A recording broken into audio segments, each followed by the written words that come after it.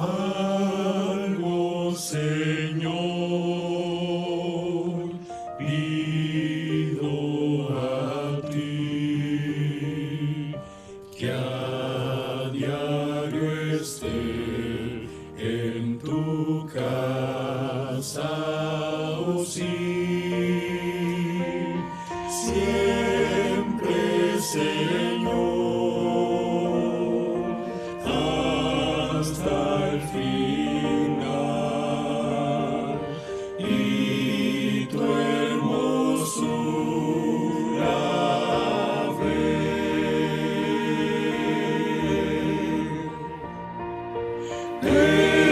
Escucha, oh Dios, oye mi clamor, tu rostro nunca apartes de mí, mi fuerza eres tú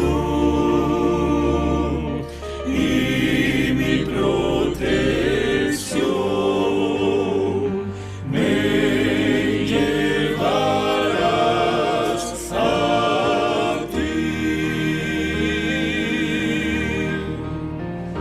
Algo pido a ti, es mi anhelo, Señor,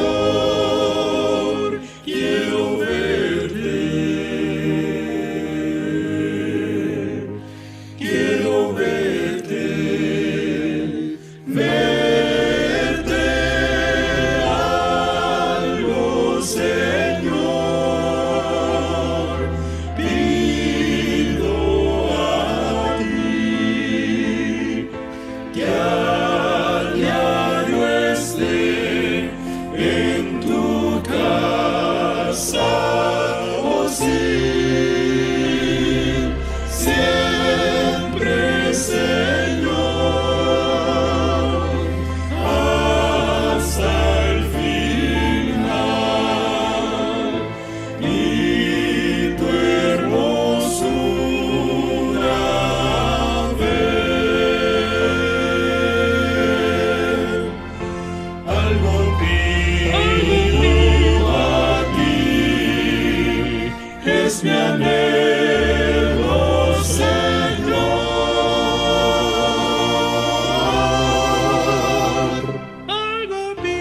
Algo pido a ti, es mi anhelo, Señor, quiero verte, quiero verte, quiero verte.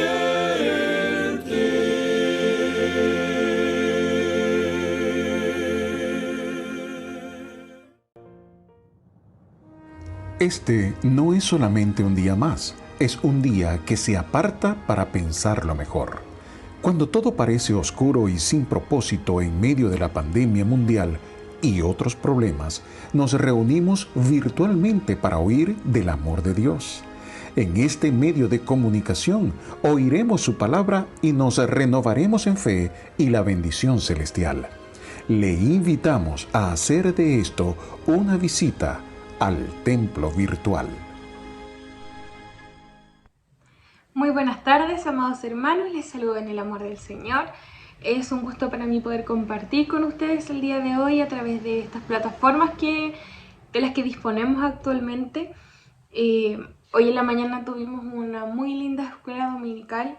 Aprovecho de recordarles que nos estamos reuniendo cada día domingo a las 11 de la mañana en nuestro templo ubicado en Manuel Antonio Mata 213, para que puedan visitarnos si es que llevan tiempo viendo nuestros cultos virtuales, para que podamos finalmente conocernos y estrechar nuestras manos y encontrarnos en el templo.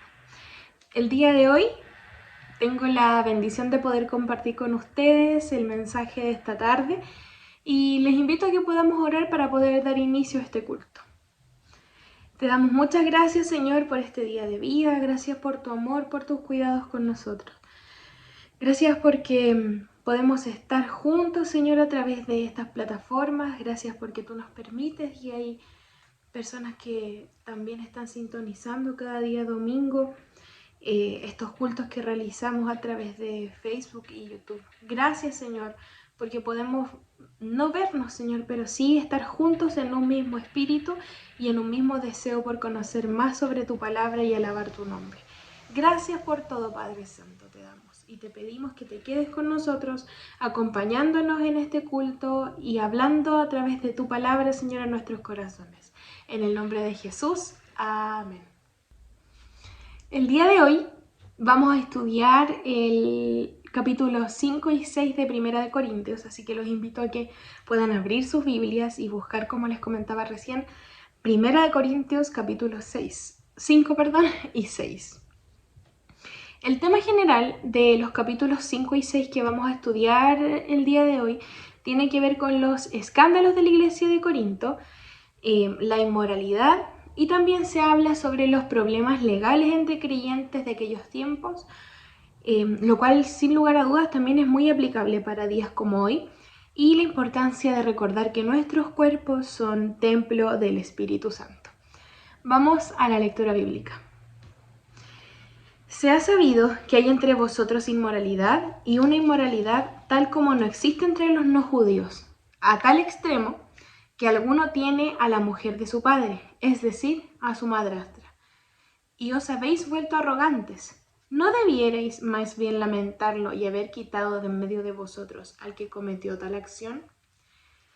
Este fue un caso evidente ante la iglesia de Corinto.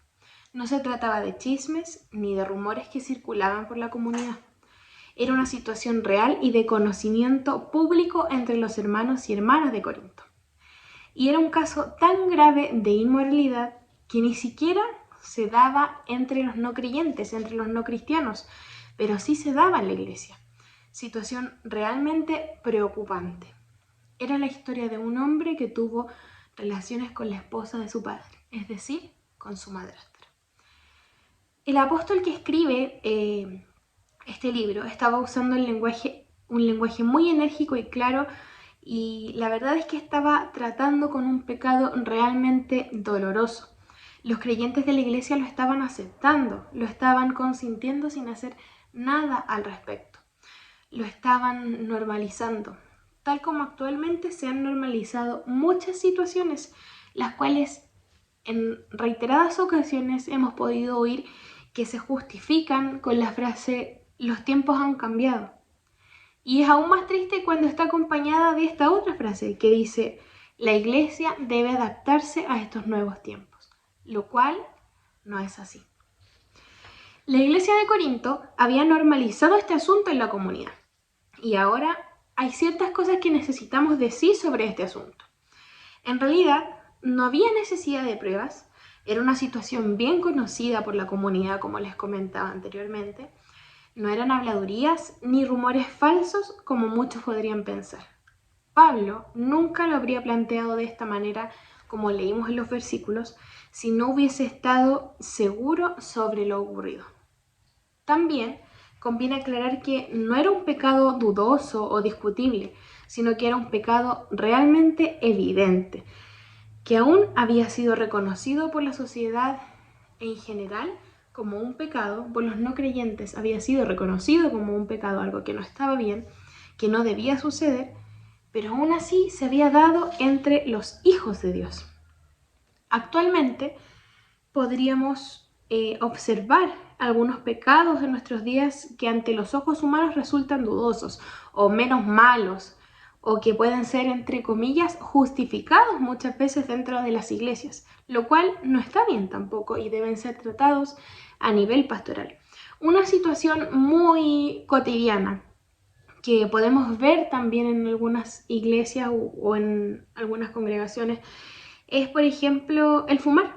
Y esta podría considerarse como una de esas acciones cuestionables y que se da de manera frecuente dentro de las iglesias, lo cual no está citado en la palabra de Dios, ni hay ningún elemento de inmoralidad conectado con este vicio.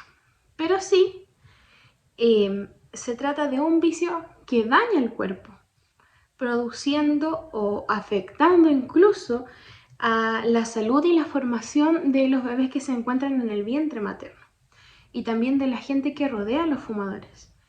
Por lo demás, cuando pensamos en esta situación, ¿qué es lo que podemos rescatar?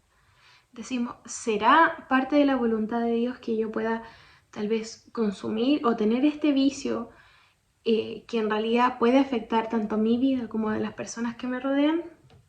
Recordemos que el cuerpo de nosotros es un instrumento para vivir una vida que esté de acuerdo con la voluntad y propósito de Dios y que es el templo del Espíritu Santo, del Espíritu de Dios. Está claro que Dios quiere que cuidemos nuestra salud. Por lo tanto, estas acciones discutibles, sin un mandamiento específico de Dios, igualmente deben tratarse dentro de la iglesia. Entrando ya en el terreno de los pecados concretos, como el que leíamos en los versículos del inicio, diremos que, por ejemplo, pensando en el contexto actual también de nuestra sociedad, la convivencia de una pareja sin estar casados es un pecado ante los ojos de Dios, indiferentemente, de lo que piense el resto de las personas que no creen en Dios o de la frecuencia con la que se produzca esta situación. La palabra de Dios lo llama pecado y no hay otra forma de poder considerarlo, por más que se quiera normalizar. Ya no se trata entonces de un pecado entre comillas cuestionable o de una acción discutible, ¿cierto?, ante la sociedad de acuerdo con la palabra de Dios. Ahora volvamos a la iglesia de Corinto. Esta iglesia, en primer lugar, no necesitaba establecer el hecho de que aquel hombre estaba viviendo en pecado. El error había sido tolerado y lo habían dejado pasar. Ellos habían permitido que esta situación continuara al no haber hecho nada al respecto y haber permanecido en silencio. Su actitud fue lo peor que podrían haber hecho. Ahora veremos que el apóstol Pablo dijo que esto era algo que debía ser enfrentado directamente. Así que vamos a seguir leyendo nuestra Biblia. Ciertamente, yo, como ausente en cuerpo, pero presente en espíritu, como si tuviera presente, he juzgado ya al que tal cosa ha hecho. En el nombre de nuestro Señor Jesucristo, reunidos vosotros y mi espíritu, con el poder de nuestro Señor Jesucristo, el tal sea entregado a Satanás para que se destruya lo que es humano, su cuerpo, a fin de que el espíritu sea salvo en el día del Señor Jesús. ¿No es buena vuestra jactancia? ¿Acaso no sabéis que un poco de levadura fermenta toda la masa? Pablo les estaba diciendo que, aunque no podía estar en ese momento físicamente con ellos, se encontraba presente en espíritu y les manifestó cuál era su opinión y su preocupación: que ese hombre fuese entregado a manos de Satanás. ¿Saben ustedes, estimados hermanos, lo que estaba haciendo la iglesia de Corinto en ese momento o en esa época que ocurre este hecho? Al mismo tiempo que ellos estaban cerrando sus ojos y aceptando o normalizando esta situación en su propia congregación, aprobando este pecado en silencio, se jactaban de los misioneros que podían enviar a otros lugares. Y también se jactaban de que seguían fielmente las enseñanzas de la Biblia y de que ganaban las personas para Cristo constantemente. ¡Qué hipócritas!, ¿verdad? También hoy hay muchas personas que piensan que el estar ocupadas en el servicio cristiano, tocando música, yendo a misiones, cantando alabanzas, dirigiendo un ministerio, les hace ser perdonados, entre comillas, sus pecados, lo cual no es así. Hemos visto que la única forma de obtener perdón de nuestros pecados es reconociendo a Jesucristo como nuestro Señor y Salvador, entregándole nuestra vida y también cambiando el rumbo una vez que le entregamos nuestra vida, ¿cierto? Tratando de hacer las cosas que son agradables para Él. Jesucristo es el único camino a la salvación y quiero ser muy enfática en esto. Pablo les dijo que su orgullo estaba mal. ¿Y no sabían acaso que solo un poco de levadura hace fermentar la masa? Así actúa el pecado en el corazón del ser humano. Comienza a tomar posiciones de a poquito en distintas áreas de nuestra vida, ¿ya? Aprovechándose de la tolerancia personal de cada uno de nosotros, de quienes mantienen la guardia baja, de quienes dejan de orar, de quienes dejan de leer la palabra de Dios y de quienes aceptan y vuelven a caer una y otra vez en situaciones que saben que están mal ante los ojos de Dios.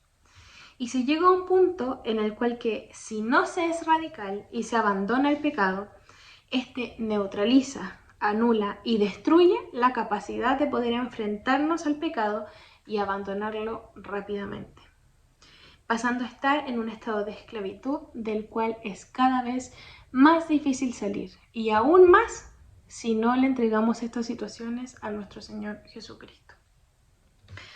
Viene bien recordar algunas palabras de Jesús que se encuentran en el Evangelio de Juan, capítulo 8, versículo 32, y dice: y conoceréis la verdad, y la verdad os hará libres. Y qué maravilloso saber que cuando le entregamos nuestra vida a Cristo somos libres del pecado porque hemos conocido la verdad. Y si usted aún no le ha entregado su vida a Cristo, créame que hoy es el día en que puede hacerlo. Y si tiene alguna duda, alguna inquietud, quiere que oremos por usted, por favor no dude en escribirnos a través de nuestras redes sociales y estaremos dispuestos a contestarle y acompañarle en esta nueva vida que quiere seguir en Cristo Jesús. Estimados hermanos, la verdad es que hay algo que quiero decirles, especialmente a los hermanos más jóvenes de nuestra congregación. Y es que no hagan caso cuando les digan que la libertad se vive probando todo lo que Dios nos prohíbe y haciendo todo lo que nos apetezca hacer, porque con eso jamás alcanzaremos la verdadera plenitud. Por el contrario, si damos el paso de fe, de aceptar a nuestro Señor Jesucristo, de reconocer su sacrificio y reconocer que gracias a eso somos libres del pecado, Dios va a intervenir en nuestra vida. Si tú reconoces a Jesús como tu Señor y Salvador, Dios intervendrá en tu vida de una manera decisiva y maravillosa, rompiendo con su Espíritu Santo las cadenas que han sido imposibles de romper durante tu vida, haciéndote, como decía hace un momento atrás, libre del pecado. Sigamos leyendo los versículos.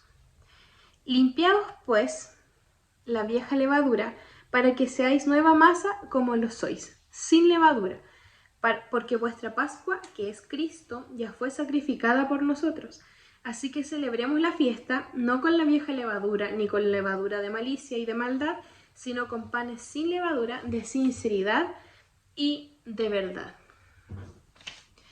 Pablo les estaba diciendo que quitaran el mal de en medio de ellos, porque les podía suceder lo mismo que al pan cuando se le agrega la levadura.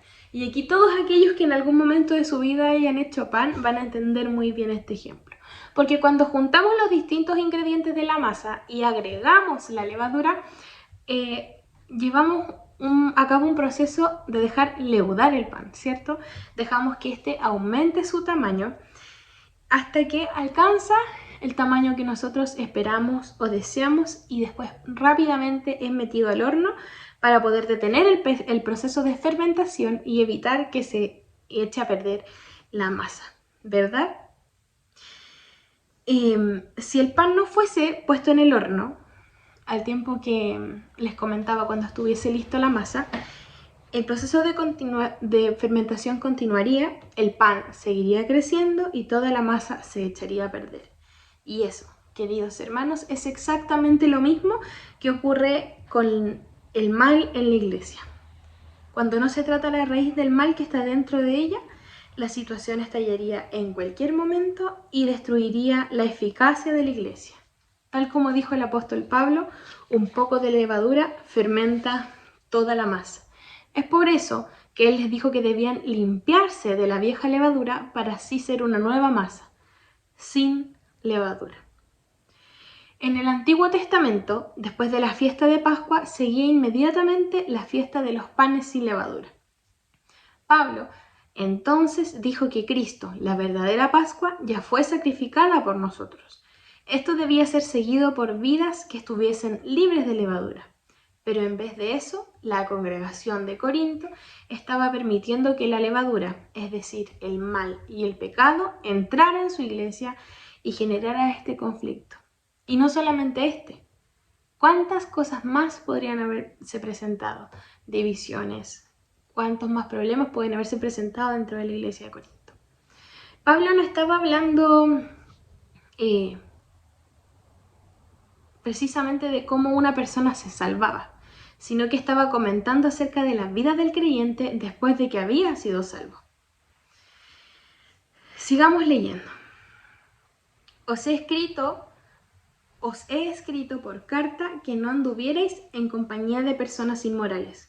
No me refiero a la gente inmoral de este mundo, ni a los avaros, ladrones o idólatras, pues en tal caso tendríais que salir del mundo. Más bien, os escribí para que no anduvierais en compañía de ninguno, que llamándose hermano, sea una persona inmoral, avaro, idólatra, difamador, borracho o estafador. Con él ni siquiera comáis, porque ¿qué razón tendría yo para juzgar a los que están afuera? ¿No juzgáis vosotros a los que están dentro? A los que están afuera, Dios los juzgará. Quitad pues a ese perverso de vosotros. Pablo les había escrito anteriormente y había condenado estos pecados. Es que Corinto era una ciudad dominada por la idolatría. Había 1000 sacerdotisas en el templo de Venus que eran realmente prostitutas. Por lo tanto, la idolatría imperaba en toda la ciudad, en toda la región. Y entonces los creyentes estaban permitiendo que aquel que vivía en la inmoralidad estuviera en medio de ellos y comiera con ellos y siguiera participando y llevando la misma vida que llevaba en ese momento. Le habían aceptado en su círculo de confianza como cualquiera de ellos, sabiendo que estaba viviendo en pecado. Parece que la iglesia de Corinto pensó que podía descender al mismo nivel del mundo. ¿Creen ustedes que la iglesia en nuestros días puede descender al nivel de la moralidad del mundo en el que estamos viviendo y salirse con la suya sin sufrir las consecuencias? Las iglesias actuales, amados hermanos, en términos generales, han perdido enormemente su credibilidad. Debemos agradecer a Dios por aquellas iglesias que aún quedan, que son extraordinarias y se destacan como faros que alumbran hoy en medio de la oscuridad, en medio de un mundo que se encuentra en tinieblas en días como hoy, trayendo esperanza a los perdidos con el mensaje de Cristo Jesús, con el mensaje de esperanza. Esas son las iglesias que se mantienen firmes y bajo la autoridad de la palabra de Dios. Hay quienes en nuestros días toman posiciones que quizás no se gozan de popularidad por seguir a Cristo, pero se mantienen firmes porque son fieles a la palabra de Dios y luchan tal vez con persecución en su trabajo, con su familia y en distintos lugares. Y damos gracias a Dios por ellos, porque están comprometidos con la obra de Cristo y siguen avanzando, caminando, sin adaptarse a los principios vigentes en el sistema del mundo y que entran en conflicto con la palabra de Dios. Esas son las personas que no permiten que estos penetren en la iglesia, normalizando las situaciones. La verdad es que la iglesia a lo largo de los últimos años ha perdido, como les decía hace un rato, su credibilidad. Y una iglesia impura, una iglesia en la que hay inmoralidad, una iglesia en la que predomina el pecado, es una iglesia paralizada. Pablo dijo que no estaba juzgando a la gente que se encontraba fuera de la iglesia. Ese no era asunto suyo. A él le interesaba lo que sucedía dentro de la iglesia, dentro de la congregación. Dios juzgaría a los de afuera, a los que no creen en el Señor Jesucristo. Y la responsabilidad de la iglesia era juzgar el mal dentro de la misma comunidad cristiana. Ahora, uno se pregunta, ¿cómo terminó este problema en Corinto? Para poder encontrar la respuesta y saber cómo se desarrolló y qué fue lo que pasó, debemos dirigirnos a la segunda carta de Corintios, capítulo 2, versículos del 4 al 8. Y dice: por la mucha tribulación y angustia del corazón os escribí con muchas lágrimas, no para que fuerais entristecidos, sino para que supierais cuán grande es el amor que os tengo. Si alguno ha causado tristeza, no me la ha causado a mí solo, sino en cierto modo a todos vosotros. Le basta a tal persona esta reprensión hecha por muchos, así que, al contrario, vosotros más bien debéis perdonarle y consolarle para que no sea consumido por demasiada tristeza, por lo cual os ruego que confirméis el amor hacia él. O sea, este hombre se arrepintió profundamente cuando Pablo indicó lo que tenía que hacer al escribir su carta anterior. Y creo que es necesario mucho valor hoy en día en las iglesias y una actitud de real compromiso para señalar las situaciones de pecado que no están bien dentro de nuestras iglesias. El problema, amados hermanos, es que a veces se mantiene una insana tendencia a decir: no quiero crear ninguna clase de problema. Vamos a pasar esto por alto y olvidarlo para no generar un conflicto. Yo lo vi, pero no quiero ser el primero que lo diga. No quiero ser yo quien lo exponga. Pero Dios no puede bendecir una iglesia que actúe de esta forma, que actúe en base a cobardía para evitar supuestos problemas. Claro, no debemos buscar generar división en nuestras congregaciones, pero sí, cuando las situaciones no se están realizando o no se están llevando de buena manera, debemos conversar las cosas y buscar al Señor para poder velar por la unidad de la iglesia y por la solución pronta de los problemas. Porque Dios no puede bendecir, como les decía, una iglesia que actúe de esta forma. Dios va a juzgar en algún momento la inacción en un caso como este. La verdad es que este capítulo contiene una tremenda lección práctica y de amor por la iglesia de Cristo. Y es importante que podamos tenerlo presente. Ahora vamos a pasar al capítulo 6. Se le dice al creyente de nuestro tiempo que él tiene una doble ciudadanía. Y efectivamente, si hemos recibido a Jesús como nuestro Señor y Salvador, tenemos ciudadanía en el cielo cuando partamos de esta tierra. Lo cual no nos quita de responsabilidades frente al estado y el país en el que vivimos actualmente. Todo creyente tiene responsabilidad hacia ambas autoridades, es decir, hacia Dios y hacia su gobierno. Nuestro Señor Jesucristo lo expresó cuando le presionaron con el tema de los impuestos. De acuerdo con el relato de Mateo 22, versículo 17, le preguntaron si era lícito pagar el impuesto al César. Y él les respondió: dad pues al César lo que es del César y a Dios lo que es de Dios. El cristiano pues tiene una responsabilidad hacia el Estado y una responsabilidad ante Dios. Diríamos entonces que el cristiano tiene responsabilidades seculares y espirituales. Ahora, el apóstol Pablo definió algunas responsabilidades específicas del creyente hacia el gobierno. Indicó ciertas normas que no podrían ser malentendidas. Por ejemplo, en Timoteo capítulo 2 versículos del 1 al 4 dijo: exhorto ante todo a que se hagan rogativas, oraciones, peticiones y acciones de gracias por todos los hombres, por los reyes y por los que tienen autoridad, para que vivamos quieta y reposadamente en toda piedad y honestidad. Esto es bueno y agradable delante de Dios nuestro Salvador, el cual quiere que todos los hombres sean salvos y vengan al conocimiento de la verdad. Nuestra obligación para con el Estado es intentar tener una sociedad pacífica y respetuosa de la ley, que reconozca, respete la autoridad y para que podamos predicar el Evangelio de nuestro Señor. Gracias a Dios en nuestro país podemos hacerlo con completa libertad. Y podemos tener estos cultos virtuales que estamos llevando a cabo. Y podemos hablar de Jesucristo. Y usted que está en su casa puede conocer también sobre el sacrificio de Jesús que nos ha traído salvación. Pablo discutió el mismo tema en el capítulo 13 de Romanos, en los versículos del 1 al 4, donde dice: sométase toda persona a las autoridades superiores, porque no hay autoridad que no provenga de Dios, y las que hay por Dios han sido establecidas. De modo que quien se opone a la autoridad, a lo establecido por Dios se resiste, y los que resisten acarrean condenación para sí mismos. Los magistrados no están para difundir temor al que hace el bien, sino al malo. ¿Quieres, pues, no temer la autoridad? Haz lo bueno y serás alabado por ello, porque está el servicio de Dios para tu bien. Estas palabras fueron escritas cuando el gobierno romano era una verdadera tiranía.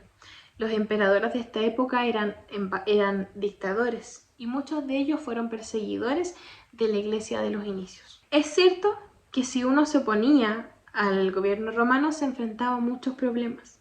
porque no había ningún lugar donde uno pudiese escapar sin que el gobierno romano no pudiese encontrarle y arrestarle y hacerle pagar por sus actos. Pero aún así había libertad para poder predicar la palabra de Dios, y eso es que los creyentes debían recordar, al igual que nosotros en días como hoy. A pesar de que vivimos en democracia, a pesar de que vivimos en un país que es tranquilo y que es libre de expresión y libre de culto para todos nosotros, existen situaciones como en nuestros trabajos, como en las cadenas de televisión, y hay muchas situaciones en las cuales no se puede hablar tan abiertamente del Señor Jesucristo. Y en esos momentos tenemos que pedir sabiduría, porque debemos hablar también de Cristo con nuestro ejemplo y con nuestra vida.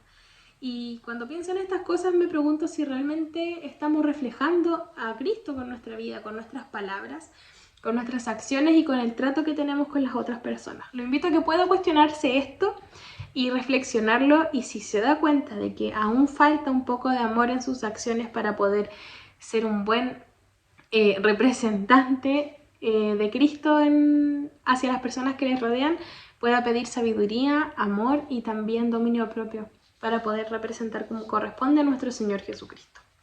Sigamos leyendo los versículos. ¿Se atreve alguno de vosotros, cuando tiene algo contra otro, a llevar el asunto a juicio ante incrédulos y no delante del pueblo santo? ¿No sabéis que los santos han de juzgar al mundo, y si el mundo ha de ser juzgado por vosotros, ¿no sois competentes para juzgar los casos más triviales? ¿No sabéis que hemos de juzgar a los ángeles, cuánto más a las cosas de esta vida? Para avergonzarlos lo digo, pues que ¿no hay entre vosotros ni uno solo que sea sabio para poder juzgar entre sus hermanos? Un hermano pleitea con otro hermano y lo hace ante los incrédulos. Y esto erais algunos de vosotros, pero ya habéis sido lavados, ya habéis sido santificados, ya habéis sido justificados en el nombre del Señor Jesús y por el Espíritu de nuestro Dios. Hemos nacido de nuevo, y esa es una realidad, esta vez espiritualmente. Hemos sido lavados, y con la misericordia de Dios que ha descendido sobre nosotros y nos ha tocado, tendríamos que saber cómo extender nuestra misericordia. Nosotros podemos ser misericordiosos porque hemos experimentado misericordia. Y en el día de hoy, nosotros debiéramos reconocer que hay muchos creyentes extraordinarios que han sido lavados, regenerados, y en los cuales podemos confiar y ser corregidos, enseñados y orientados. Glorificad a Dios en vuestro cuerpo. Ese es el título de la última sección de versículos que vamos a leer el día de hoy. Y dice: todas las cosas me son lícitas, pero no todas convienen. Todas las cosas me son lícitas, pero yo no me dejaré dominar por ninguna. Los alimentos son para el estómago y el estómago para los alimentos, pero tanto al uno como a los otros destruirá Dios. Pero el cuerpo no es para la inmoralidad sexual, sino para el Señor, y el Señor para el cuerpo. Y Dios, que levantó al Señor, también a nosotros nos levantará con su poder. ¿No sabéis que vuestros cuerpos son miembros de Cristo? ¿Quitaré pues los miembros de Cristo y los haré miembros de una ramera? De ninguna manera. Existen muchas cosas que el creyente puede hacer, pero no todas son convenientes, y eso lo sabemos y también lo conversábamos en el inicio de este mensaje. Nuestros cuerpos no han de ser usados para inmoralidad sexual. Nuestros cuerpos pertenecen al Señor y por lo tanto debemos honrarle y glorificarle a través de nuestros cuerpos. Algunas personas en nuestros días, porque ya no son solo los jóvenes como se pensaba anteriormente, piensan que pueden vivir juntos sin haberse casado y llevar una vida de matrimonio sin que nada pasara. Pero Dios no aprueba esta práctica. Dios ha ordenado en su palabra que tal convivencia está basada en el matrimonio. Esta convivencia y todo lo que tiene que ver con el matrimonio está diseñado exclusivamente para el momento de estar casados, ¿ya? Y que constituirá el principio del desarrollo de una familia. Cualquier práctica de este tipo que esté fuera del matrimonio es pecado y no agrada a Dios. Sigamos leyendo. ¿O no sabéis que el que se une con una ramera es un cuerpo con ella? Porque ¿no dice la Escritura, los dos serán una sola carne? Pero el que se une al Señor, un espíritu es con él. Huid de la inmoralidad sexual. Cualquier otro pecado que el hombre cometa está fuera del cuerpo, pero el que practica la inmoralidad sexual contra su propio cuerpo peca. ¿O ignoráis que vuestro cuerpo es templo del Espíritu Santo, el cual está en vosotros, el cual habéis recibido de Dios, y que no sois vuestros, pues habéis sido comprados por precio? Glorificad pues a Dios en vuestro cuerpo y en vuestro espíritu, los cuales son de Dios. Queridos hermanos, nadie puede estar viviendo en inmoralidad sexual y al mismo tiempo servir a Cristo. Desgraciadamente, la opinión pública o la sociedad generalmente acepta a las personas que viven en inmoralidad y normalizan las conductas que no debiesen ser normalizadas dentro de nuestra iglesia. Por lo mismo, es muy importante recordar que aunque situaciones como vivir sin estar casados, mantener relaciones sexuales fuera del matrimonio, la homosexualidad, el adulterio y muchos otros sean aceptados y normalizados por las personas no creyentes y por la sociedad en la que vivimos actualmente, Dios no las acepta y no es lo que quiere para nuestras vidas. Mi cuerpo y su cuerpo es el mismo templo del Espíritu de Dios. ¿No merece el Espíritu Santo una morada limpia y ordenada? Nuestros cuerpos son templos del Espíritu Santo. Nuestros cuerpos no son nuestros. Le pertenecen a Dios y no pueden implicarse de ninguna manera en inmoralidad. Y eso es algo que tenemos que tener presente. Y si usted se encuentra viviendo alguna de las situaciones anteriormente mencionadas o alguna otra, acérquese al Señor y pídale dirección para reordenar su vida. No está todo perdido. Créame que Él va a ordenar su vida y va a quitar esta situación por la cual usted está atravesando. Confíe plenamente en el Señor Jesucristo. Él va a hacer la obra en usted, en su corazón, en su vida, y va a cambiar la situación en la cual se encuentra enfrentando. Pero no olvide, el Espíritu Santo vive en su corazón si usted recibió al Señor Jesús como su Salvador. Y eso le garantiza la victoria en el nombre de nuestro Señor Jesucristo sobre cualquier situación que pueda estar enfrentando. Oremos por la unidad de la iglesia. Oremos por recordar siempre que el Espíritu Santo vive en nuestros corazones para que pueda avivarse en nosotros y ayudarnos a buscar más fervientemente a Dios cada día, y para que la iglesia también pueda mantenerse santa y limpia para poder esperar el regreso de nuestro amado. Oremos. Gracias, Señor, por este día, por la lección que acabamos de tener el día de hoy. Te pedimos, Padre, que puedas ayudarnos a entender cada día que es importante mantenernos puros y santos para ti. Nos cuesta, Señor, es difícil. Para ninguno de nosotros es algo sencillo y es algo que podamos hacer sin tener luchas y dificultades en nuestra vida. Y lo reconocemos, Señor, porque sabemos también que tú conoces nuestro corazón. Y si hay un deseo genuino en nosotros de poder servirte y apartarnos de las situaciones que pueden alejarnos de ti, te pedimos que puedas ayudarnos, Señor, a permanecer firmes en ti, en tu palabra y en oración, para poder salir adelante de cualquier situación que estemos viviendo. Usa nuestra vida, toca nuestro corazón, transfórmanos, Señor, y permítenos ser personas que puedan favorecer la unidad de nuestras congregaciones, que cuando veamos situaciones complicadas en nuestras congregaciones podamos conversarlo y que podamos también tratarnos con amor y recordarnos, Señor, que somos tan amados por ti y que podemos salir del pecado que nos tenga atrapados. Gracias, Señor, por todo lo que haces con nosotros. Y te pedimos que te quedes acompañándonos cada día de esta semana, guardándonos, Señor, y permitiéndonos volver a encontrarnos el próximo domingo de manera presencial. Gracias por todo, Señor Jesús. Te damos y te pedimos que te quedes con nosotros hoy y siempre, ayudándonos a hacer luz y ayudándonos a poder mostrarle más de tu amor a quienes aún no te conocen. En el nombre de Jesús. Amén. Que el Señor les bendiga.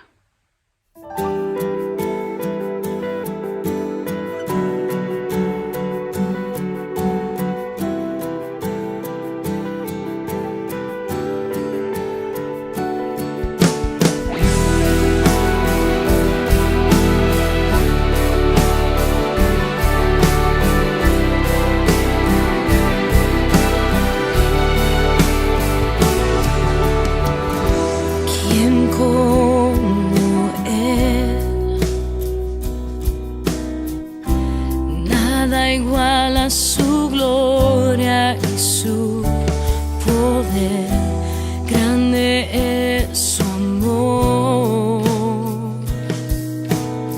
Su majestad me consume y me cautiva su voz. Cielo y tierra cantan, santo es el Señor.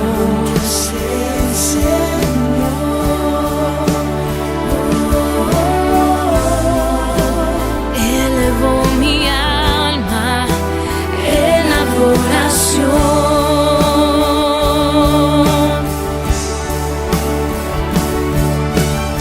Su gloria llena el universo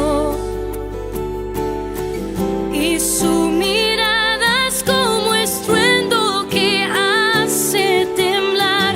Su voz es como dulce viento.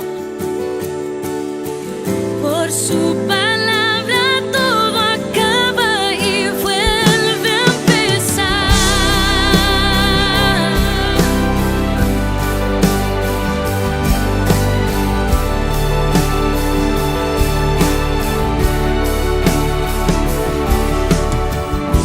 ¿Quién como Él?